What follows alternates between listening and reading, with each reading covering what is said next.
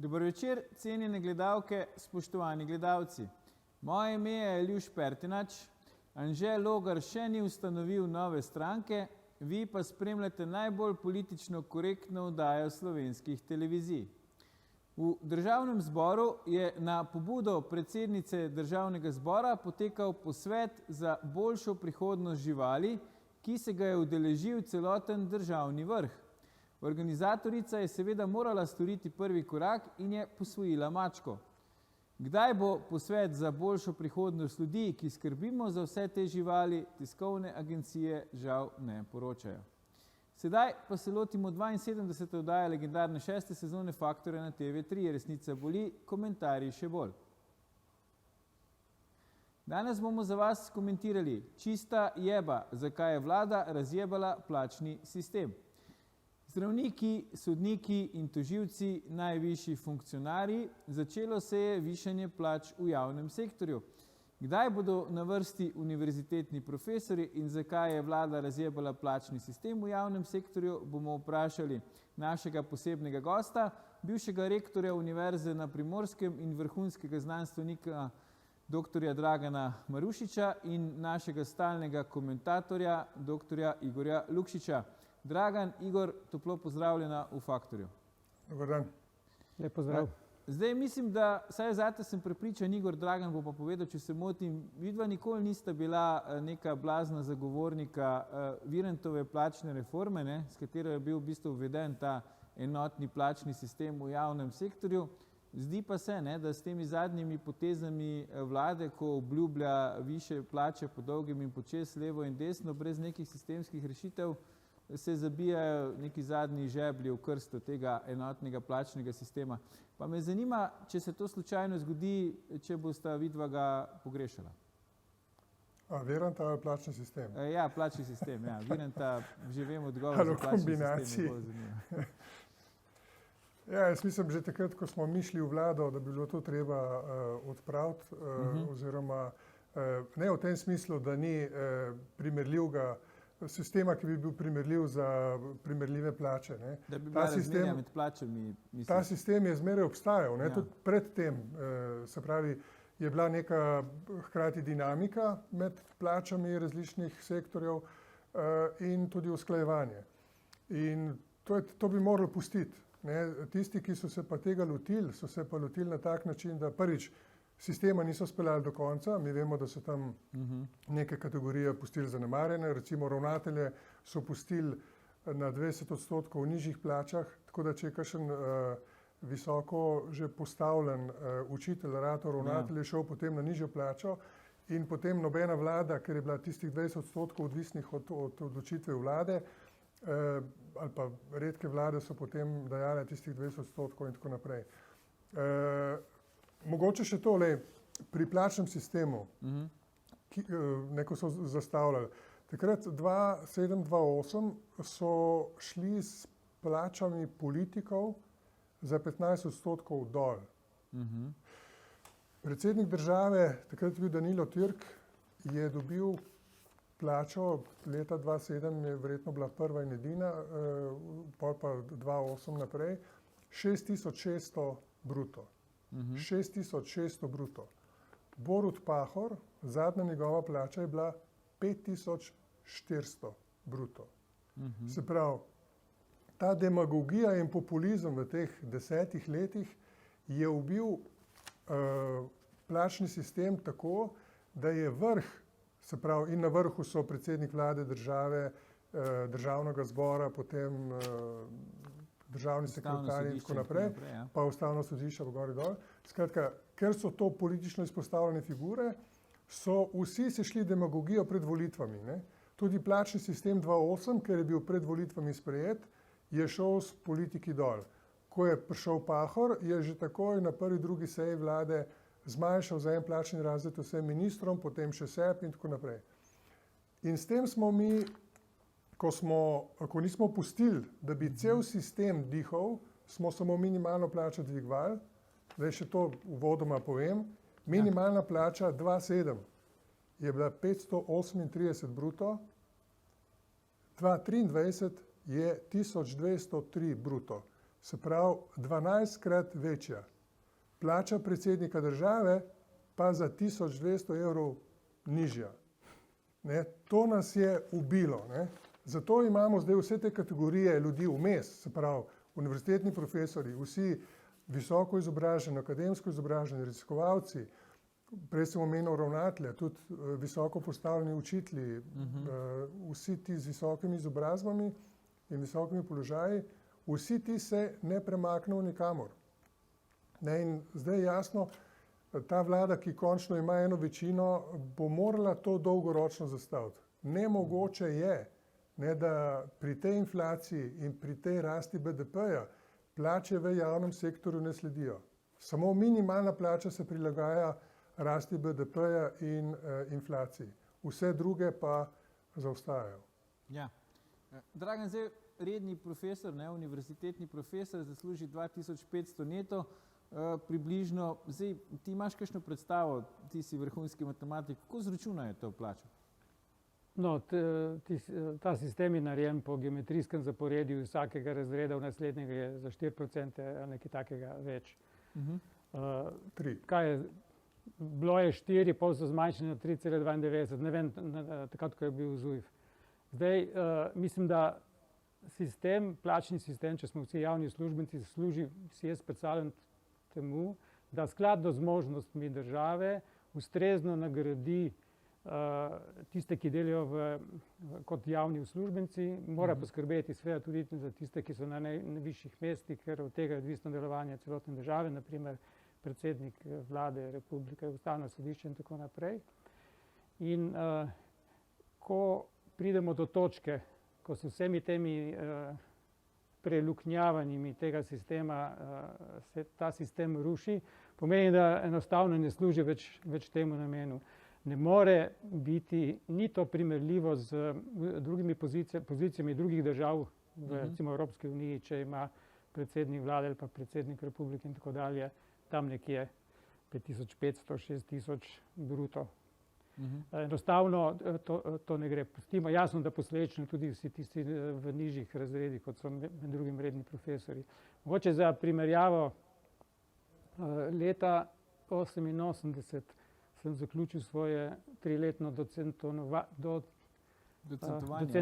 docent sem bil, no, na univerzi v Kaliforniji v Santa Cruzu.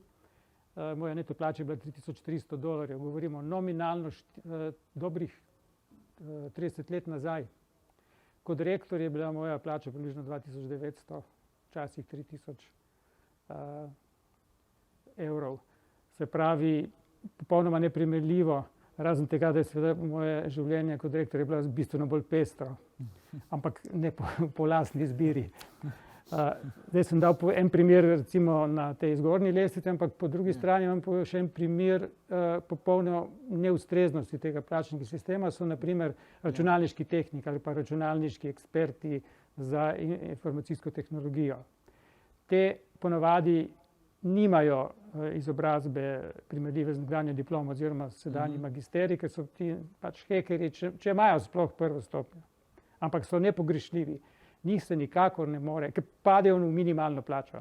In to je že vrsto let problem v javnih raziskovalnih zavodih in na univerzah. Pa se enostavno znotraj tega plačnega sistema nič ne more popraviti. Tako da ne bom pogrešal, če bo ta sistem padel.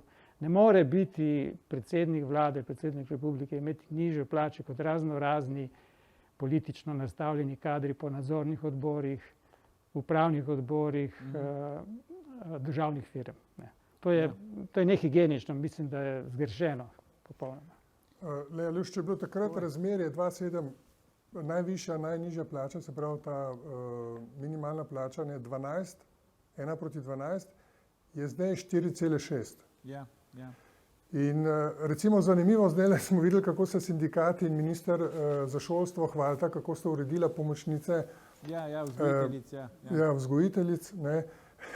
Oni so s tem, ko se je dvigala minimalna plača, je 26. razred, ki so ga zdaj dobile, spet minimalna plača. Ne. Prej so bile na minimalni plači v 22. razredu, so se dogovorili za dvig v 26. za 4 razrede in so spet na minimalni plači. Kaj se nam dogaja? če zdaj le več ljudi je na minimalni plači, te zgornje pa ne grejo nikamor. Ne? Se pravi, tisti, ki si je izmislil, da je treba samo minimalno plačo dvigovati, ne pa hkrati usklajevati vse druge po zmožnostih, seveda je to zmeraj naredil veliko napako. Ne? In zmeraj vsaka vlada je to počepnila, tej demagogiji in populizmu, ker kakor za najbolj ranljive skupine edino je ta država znala poskrbeti. Poskrbela je tako, da se njim, v resnici paste, njim se ne izboljšuje položaj, njim se samo ne poslabšuje. Ja. Ne? Vsem ostalim se pa.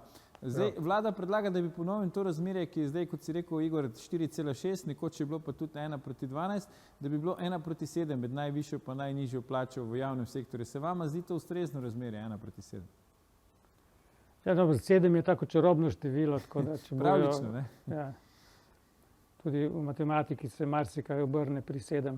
Do tiste številke še znamo marsikaj izračunati, tudi kakšne formule, pol pa postane stvari transcendentalne. Ne moremo z običajnimi prijemi do tja priti, tako da mogoče, ajde, da je v redu 7. Ne vem pa, kako mislijo to narediti, ker to je edino, da povečajo število razredov. Ja. Si predstavljam, če hoče biti še vedno znotraj tega sistema, če njega morajo pa popolnoma zredirati in na novo postaviti. Ja. Ja, pa s točkami povečati. No, se po eni strani bi se to dalo, ne. Samo zdaj vprašanje je 1:7. Avstrijski predsednik je najviše postavljen znotraj javnega sektorja. Se pravi, tam je nemogoče, da bi šef banke imel več. Pri nas imajo bankirji, javna podjetja imajo več kot predsednik vlade, predsednik države. Ja. To ne gre. V Avstriji, se pravi v politično orientirani državi, ki je država, ne grupa građana, ki je vlada, civilna družba, ad hoc skupin z ulice, ne, ki je država, potem ve, kako narediti sistem. Se pravi, najviše postavljen je človek, ki je najbolj odgovoren državi, ki predstavlja državo. Ne nekdo, ki služi najbolj od države. Torej, če bi mi se tega lotili, potem bi seveda tudi našli sredstva za ta namen. Ampak najprej se moramo konstituirati kot država. Mi moramo vedeti, da se je treba urediti, postaviti sistem, ki bo funkcioniral, ne ki bo čez 2 leti že padel. Zaradi tega, ker bojo volitve in bojo vse obstoječe skupine, ki bojo šle na volitve, obljubljale neki masi, ne, da se ji bo za 2 evra dvignila minimalna plača, ne, da bojo zmagali volitve. Kaj bo čez 2 leti padlo, bomo videli, mogoče celo vlada, zdajle pa bodo padli oglasi, tako da ne nam ujiti, gledalke, gledalci, se vrnemo po krajšem premoru, ko nadaljujemo s komentiranjem, zakaj je vlada razjebala plačni sistem. Ostanite.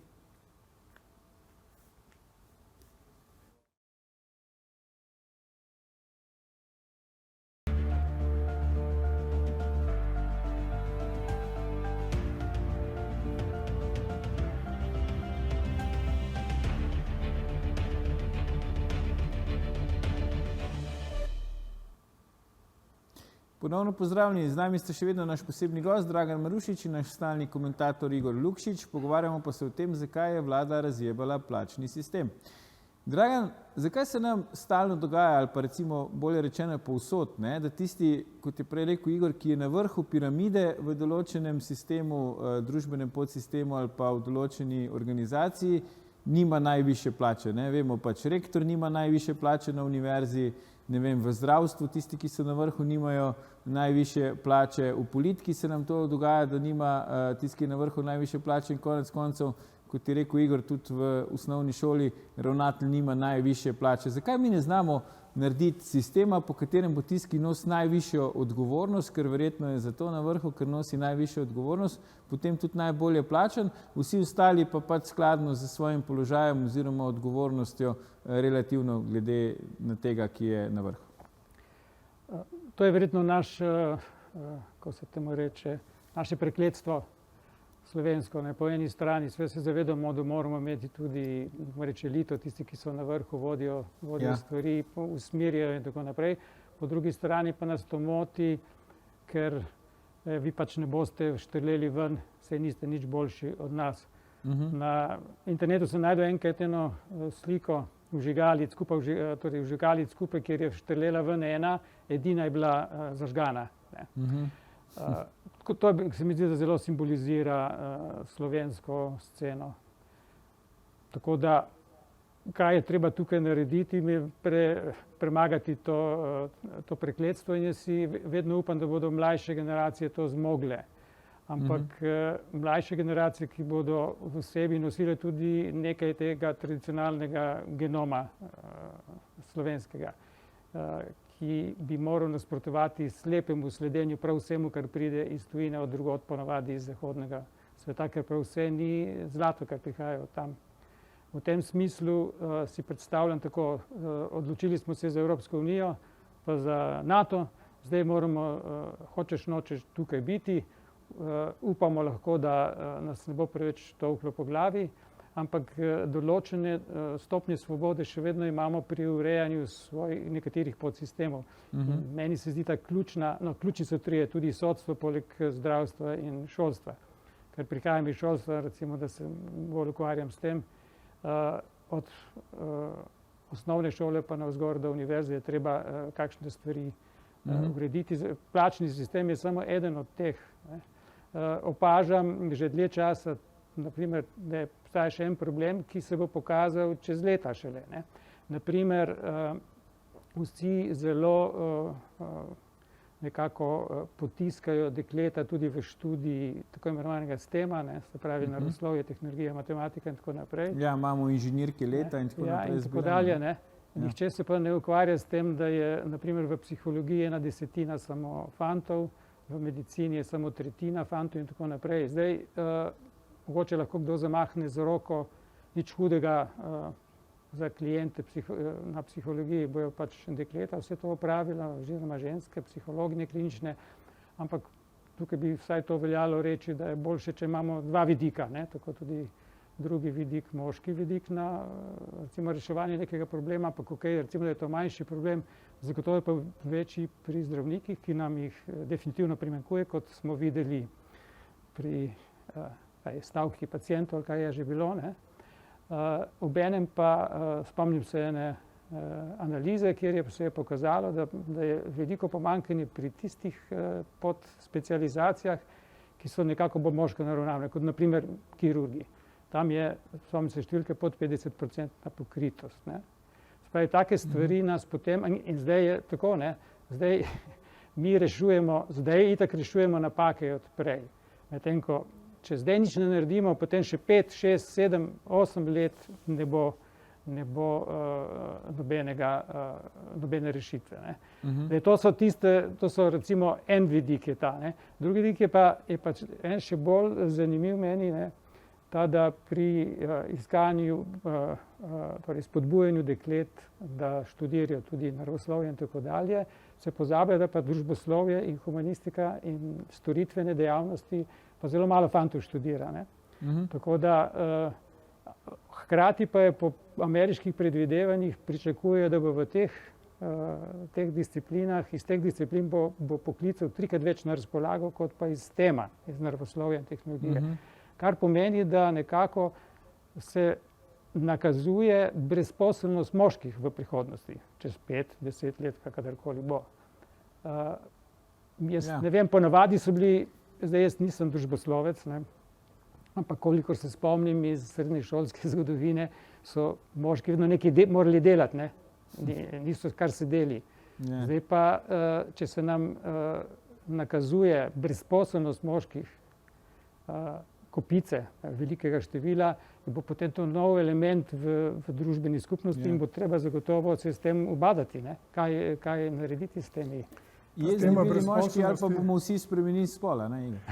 Ta tema brezposelnosti se mi zdi dobra, veš, ker se vsi hvalijo zdajle s tem, kako so odpravili brezposelnost in je brezposelnost zdaj najnižja. Najnižja je zaradi tega, ker so plače tako nizke. Ti mirno lahko na delovnem mestu, kjer bi moral ti plačati človeka, 2000 evrov, zdaj zaposliš 2 za 1000. In to se nam je zgodilo v 10 letih. Ali pa 4 za 500 recimo. Se pravi, kapitalski interes, se pravi teh, ki živijo od profita, se je uveljavil v zadnjih 20 letih na polno v Sloveniji. Seveda tu nismo, oziroma smo izjema, ker se nam to dogaja na polno. Zato javni sektor trpi.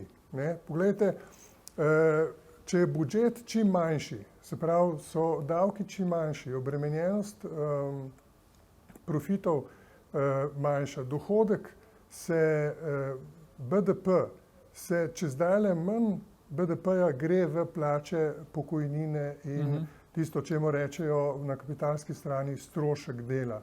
Ne. In to se nam je zgodilo. Hkrati pa smo se razprodali. Se pravi, edino, kar je, ali pa glavnina naše suverenosti je v javnem sektorju. In zdaj, prek Dragan govoril o tem, ne, zakaj pravzaprav smo tako egalitarna družba. Mi smo egalitarna družba zaradi tega, ker se nismo uspeli v zgodovini strukturirati. Ne. Mi nismo imeli lastne aristokracije, ki bi dosegla jasnost predstave, da tisti, ki so najvišji, jim tudi več pripada.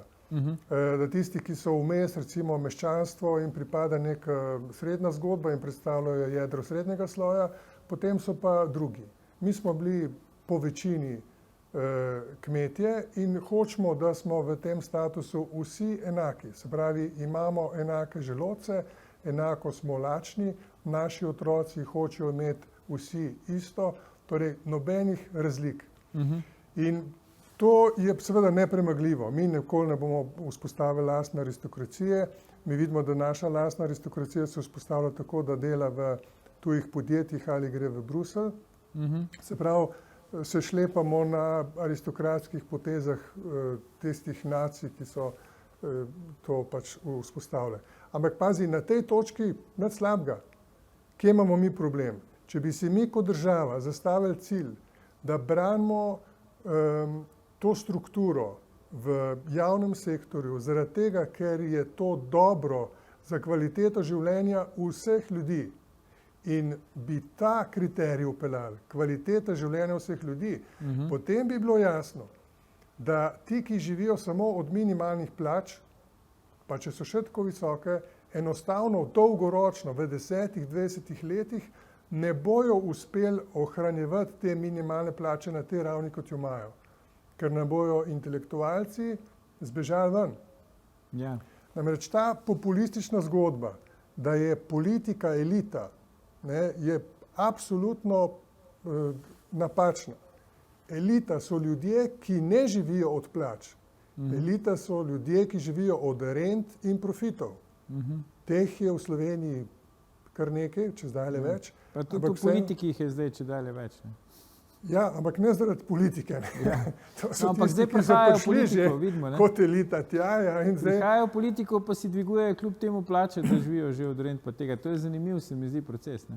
No, ampak po eni strani, če ne bojo to vzpostavili spet normalna razmerja, to pomeni tudi za vse druge, ki imajo visoko izobrazbo in odgovorna dela in pozicije, da bojo tudi prišli do plač, ki jim pripada. Recimo, prej je Dragan svoj primer povedal, jaz sem leta 2008 imel plačo neto 3200 evrov.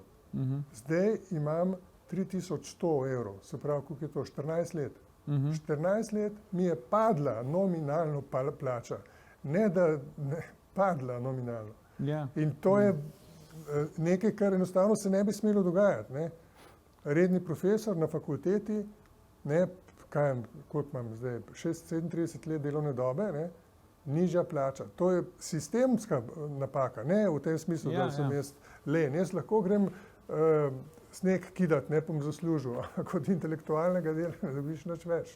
Ne. Ja. Ampak ravno to, ne, Igor, zdaj provociram zaradi tega, ker seveda ne, tovarniško glasilo lastnika Kolektorja, ki se mu še zmeraj uradno reče časopis Delo, že objavlja, ne, višji davki se bodo prilili v višje plače v javnem sektorju, rekordni prilivi v proračun in rekorden primanjkljaj. Se pravi, ta osnovni konflikt, ne, koliko pač država zapravi v narekovajih za plače, ustraja, ne? Se pravi, mi nimamo te predstave, kot si rekel, da pač rabimo dobro plačane javne servise, ker potem bojo ti tudi učinkoviti in tako naprej. A je problem v tem, da ne znamo meril za to vzpostaviti? Če pogledamo recimo, kako je premier obljubil višje plače sodnikom in tožilcem, prišel je tja in rekel, vsem bomo dali 600 evrov bruto gor, ker ste fajn. Ne?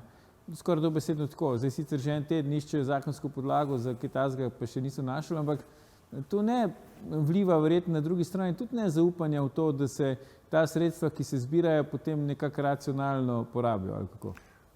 Dobro, ti so pač nerodni pri tem, kako se tega lotevajo, ampak v osnovi gre za to, da je plača ni strošek. Plača je investicija v kvaliteto življenja ljudi. Ne samo tistih, ki dobijo plačo, Ki jo dobijo, ja, razumem. ampak v javnem sektorju tudi tistih, ki recimo so v šoli učenci, ki so pacienti pri zdravniku. Ja. To je čist absolutno napačno gledanje, ki nam ga vsiljujejo delodajalci. Ne? Za njih je to strošek, samo za njih, ker višja ko je plača, nižji profit. Za državo je to investicija v višjo kvaliteto življenja ljudi. In če bomo gledali na proračun in plače v javnem sektorju na ta način, potem bomo lahko v osnovi konceptualno usmerjali več sredstev tja, ker je to za vse boljše. Zdaj, jasno je to, kar si tudi ti nakazal, da je tle velik konflikt. Tle je pravzaprav največji družbeni konflikt, s katerega so vse stranke umaknili, vse interesne skupine umaknili, na tem konfliktu delajo samo še kapitalske strukture za svoj interes. Drugi se pa ne smemo za svoje interese boriti. Poglejte, ko so zdravniki rekli, nam se zdi, da so plače malo nizke, raj bi šli ven delati, medicinske sestre jih manjka, raj grejo ven delati ali pa ne delajo tega, rečejo, samo na se mislite. V demokraciji je tako, da vsaka skupina in posameznik mora poskrbeti zase. Če se ne bo organiziral, potem bo prevladovala tista skupina, ki je sistemsko organizirana. In to je skupina delodajalcev oziroma lastnikov kapitala. Ne samo slovenskih, tudi tujih. Pazite, pritiske imamo mi iz tujine, da morajo te plače biti čim nižje. Ja. Zakaj? Zaradi tega, da so stroški dela čim nižji in da so profiti čim višji. In seveda obstaja še vrsto detajlov tle vmes. Ampak... No, pa še kakšen razlog je, ne? Namreč nižje kot so plače visoko kvalificiranih, bodisi delavcev, strokovnjakov, zdravnikov in tako dalje, večja verjetnost, da odidejo iz Slovenije, ne, iz te države, kar pomeni, da smo mi izobraževali za druge. In to je strošek, ki smo ga naredili zato, da sadove pobirajo tiste močnejše države v Evropski uniji in spet smo ena provinca znotraj te širše skupnosti. Jaz pričakujem oziroma si predstavljam, da je to naloga oblasti, tistih, ki vodijo to državo, da poskrbi, da definira, kaj so ključni interesi Slovenije, kaj je rdeča linija, preko katere se ne gre. In po mojem, recimo, če ostanemo pri javnih uslužbencih, teh in onih, zagotovo odhajanje zdravnikov v tujino ni v našem interesu, zagotovo odhajanje znanstvenikov in drugih strokovnjakov, raziskovalcev, inovatorjev in tako naprej, tudi ni v našem interesu. V našem interesu je pridobivanje te vrste ljudi od drugod, da pridejo k nam. Če mi tega ne opravimo, pol ostanemo večni tisti, ki se klanjamo samo tujcem, lastno elito pa ne pustimo, da se niti malo ne vzdigne. Ja, ampak ti si rekel, Dragan, za tebe obstajajo 3 ključni podsistemi, da tako rečem, sodstvo, zdravstvo pa izobraževanje. Ne? Zdaj vidimo, premier je obljubil višje plače sodnikom in tožilcem, vlada je sklenila stavkovni sporazum z zdravniki, ne? Edino v izobraževanju, razen pomočnic vzgojiteljic, ki smo prej ugotovili, da so ostale tam, ko so bile praktično, ker so se stroški tako dvignili, pa nič ne kaže, da bi se vlada kaj podvizala popraviti plačni položaj. Zakaj recimo tudi vi v visokem šolstvu ali pa sindikati z področja izobraževanja ne bijete take plati zvona kot recimo v zdravstvu ali pa v sodstvu? Če ostane znotraj svojega matematičnega univerzuma, ne? Mi smo tako zadovoljni, če kakšen izrek dokažemo, da malo pozabimo na ta razmerja. Moram pa opozoriti, da vendarle se je zgodila ena taka sprememba v plačnem sistemu, tako kot mi je bilo povedano, ki dopušča znanstvenikom, ki imajo status raziskovalca, se pravi plačna skupina H, da napredujejo vse do 65. razreda, kar je skregano vsako logiko, ker rektorji imajo pa trenutno 60 ali 61. Ne? To se je zgodilo zato, Igor, ti boš takoj dojel, zakaj gre, zato ker po neki čudni logiki je skupina D, to so učitelji univerzitetni, imamo eno delovno mesto, ne? Bodi si v nazivu docent, izredni profesor, redni, ampak delovno mesto je eno. Medtem ko pri raziskovalcih so pa 3 delovna mesta, ki so ekvivalenti teh 3. Eno je znanstveni svetnik, pa znanstveni sodelavec, pa višji znanstveni sodelavec. Ne? Ja? Ampak so 3. In ker je dopuščeno v vsakem delovnem mestu, da se napreduje za 10, ne, lahko pride znanstveni svetnik od 55 do 65. Ne. Medtem ko pri učiteljih, pa ker je znotraj enega delovnega mesta, je pa tako narejeno, da po številu napredovanj ne more iz nižjega naziva preskočiti više kot začetniku v višjem nazivu in zato je tam dovoljeno samo 5 napredovanj. Se pravi, če si ti redni profesor, priješ lahko do 60, če si pa znanstveni svetnik, kar je ekvivalent, pa do 65. Ne vem, če se tega vsi zavedajo, ampak tako kot so ti akti zapisani, tako trenutno je. Tako da nehote so to omogočili, ali pa hote, ne vem. To, o čemer je Dragan govoril, je pravzaprav sindikati, ki bi morali braniti plače vseh, ker gre za kvaliteto, ker so za plače, ne samo minimalne plače ali posameznih skupin, ki takole s raznimi fintami, s prekvalifikacijami ali delovnih mest ali teh raznih HBD, J kategorij, kakšni mehni skupini uspe, da se prebije ali pa da vsaj ima vtis, da je dosegla kaj. Ampak vsi pa pozabljajo, da vsi skupaj v javnem sektorju izgubljamo. Tudi ti, ki imajo minimalno plačo, v resnici izgubljajo, ker se jim dviguje ta osnova zdaj do 26. razreda. Minimalna plača bi morala biti 1. razred, ne mora biti 26. razred. 26 razredov je minimalna plača. To je nemogoče v tem sistemu. Ampak tukaj se vidi, da smo mi tudi sindikate povsem zakockali in se oni samo grejo neko nadmudrivanje z vsakokratno oblastjo in dosegajo pol, zdaj smo videli recimo ta za vzgojo in izobraževanje je dosegel nek premik, ki je v resnici sploh ni noben premik, noben dosežek. Se pravi, celotna politika in interesna združenja starega tipa so se ujela v to neoliberalno kapitalsko logiko, da delajo za interese tistih, ki jim ni za to, da bi mi živeli boljše. Ki jim ni za to, da bi mi živeli boljše. In to je glavni problem te države. In če si bo ta vlada zastavila problem na tak način, potem ima upanje, da bo postavila nek nov sistem, s katerim bomo lahko zadovoljni.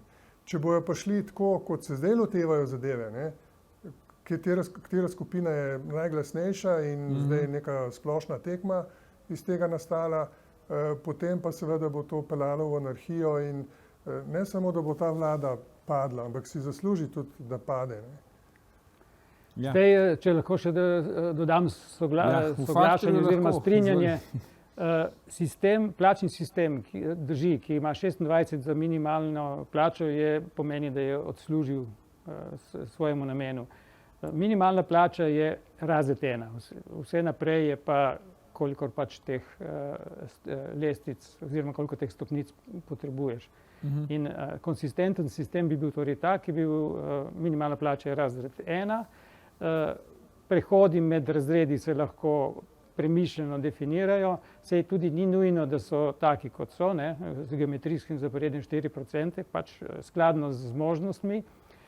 In zagotovo mora biti na vrhu tisti, ki so najbolj odgovorni, ki imajo najbolj odgovorno in pomembno delo za to državo, se pravi, predsednik vlade, predsednik republike in tako dalje, morajo imeti vsaj približno ustrezno primerljivo plačo z drugimi državami Evropske unije, pa temu reči še modulo oziroma prirejeno na naš bruto družbeni proizvod. Če smo pač nekoliko manj, ne more pa biti taki razkoraki in pa seveda še razmerja znotraj države ne morejo biti taka, kot so, ponovim še enkrat, to se pravi tisti, ki so na vrhu tehle državnih podjetij. No, ko smo ravno pri državnih podjetjih, Igor, završalo je pred dnevi, mogoče pred kakšnim tednom, ne? Blaž Brodnjak, menedžer leta, šef uprave NLB-ja, naj bi poslal neko elektronsko pismo v krogu pač menedžerjev, delodajalcev, ti bi rekel lastnikov kapitala, ne, oziroma predstavnikov lastnikov kapitala, da pač bi naj, kot se on izrazil, ne, šlo za škandal brez primere v Sloveniji in Jugoslaviji, če so nagrade vodilnih v podjetju GEN-I, odkudar vemo, prihaja predsednik vlade Golob, bile tako narejene, oziroma da je bil tak sistem nagrajevanja, kot bi ga naj imeli. Ne. Skratka, on pravi, da tu gre za škandal ali pa eksces brez primere. Zdaj stvar ni posebej završala, ne, po množičnih medijih. Misliš, da je to zato, ker se tika to aktualnega predsednika vlade, ali smo postali enostavno premalo občutljivi za te stvari, ko po drugi strani pa vidimo, ne, ko neki plačni skupini ali pa neki družbeni skupini vlada ponudi više plače za 4%, ob tem, da vemo, da inflacija 10% pomeni, da se še zmerom realno plače grejo dol, ne, pa govorimo o tem, ja, plače si višajo. Ja, tam je glavni problem to, ne, če ti daš 500 milijonov v nek sektor, recimo v energetski sektor, Ja. in imajo tak sistem plač, se pravi, bo neposredno ta injekcija finančna strani države vplivala na nagrade teh ljudi. To je glavni problem. Ampak, veš kako, mi enostavno nimamo, govorim zdaj na splošno, ne, Ja. ko smo leta 94-92 takrat šli v nov sistem in se je začelo to kolektivno dogovarjanje o plačnih sistemih in o plačah in tako naprej. In takrat je bilo jasno, da ko nastopi nek velik problem, recimo neka kriza, previsoka inflacija in tako naprej, oblast in najbolj odgovorne skupine stopijo skupaj in naredijo nek sporazum za izhod iz te krize. Leta od 9 do 14, ne, Ja. mi tega nismo naredili. Janševa vlada je na koncu celo breme prenesla na javni sektor. Mi smo zaradi tega šli tako dol in še zdaj nismo prišli nazaj. Mi še zdaj nismo z javnim sektorjem na ravni leta 2008. Ker ni bilo tega dogovora. Takrat je bil za krivca ali pa za glavnega odgovornega narejen javni sektor in javni sektor naj potem nosi glavno breme in ga tudi je. In ta spor, ki je bil takrat porinjen ali pa klin, ki je bil zabit med tako imenovano gospodarstvo in družbene dejavnosti, se pravi ta javni sektor, še zdaj iz tega nismo ven splezali. In tu se vidi najbolj po plačnem sistemu. Se pravi, plačni sistem je v resnici samo indikator, nek pokazatelj, ki zdaj blazno bije v oči, ne, kjer je prišlo do te družbene delitve, ki jo je takrat pod pritiskom tudi Evropske komisije vodila vlada Janeza Janše. In to moramo mi zamazati. Ne. To je tisto, kar je ubijalsko za to družbo. Ne. Plačni sistem je samo potem indikator. Seveda moramo rešiti plačni sistem tako, da bo tudi ta konflikt na nek način odpravljen ali pa bolj latenten. Zaenkrat sicer kaže še, da gre bolj za čisto jebo, ampak dr. Dragan Marušič, dr. Igor Lukšič, najlepša hvala za vajine današnje komentarje. Gledalke, gledalci, to je bil o tem, zakaj je vlada razjebala plačni sistem, že 828. faktor na TV3. Jutri bomo za vas komentirali, zakaj Golob ne bo rešil našega zdravstva. Ne zamudite, predvsem pa ne pozabite. Ni vseeno, kdo kaj reče.